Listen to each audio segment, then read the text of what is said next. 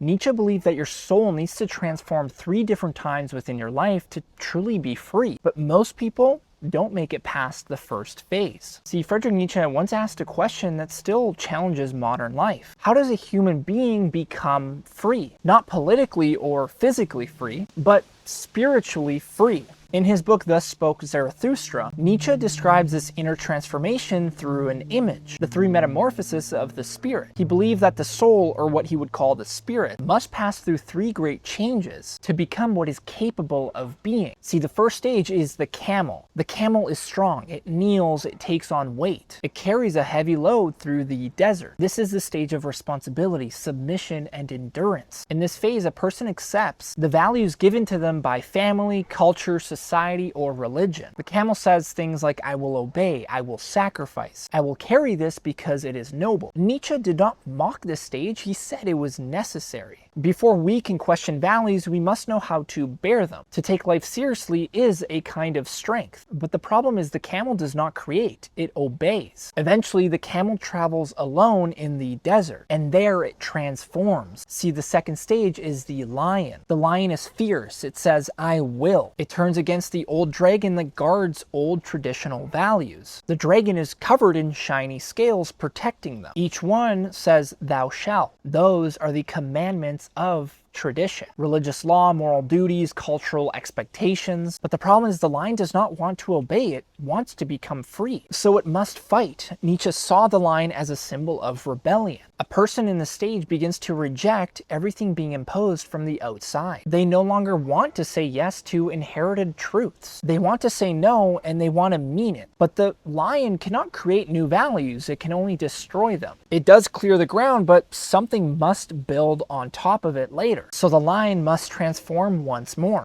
The third and final stage for Nietzsche is the child. This child is not naive, it is not childish. It is a symbol of creativity, of playfulness, and of beginning again. The child does not carry burdens, it does not fight dragons. It invents, it imagines, and it says, yes. This is the sacred yes that Nietzsche admired above all. The child affirms life not because it is perfect, but because it is full of possibility. In this stage, a person becomes capable of creating their own values, not from obedience or resistance, but from joy. This is the spirit of what Nietzsche calls the Übermensch, the one who transcends received morality, who lives not according to rules, but according to style. But Nietzsche believed that very few people actually end up reaching this final stage. But those who do are the ones who show what human life can become. So when Nietzsche talks about becoming free, he does not mean escaping responsibility. He says grow through it.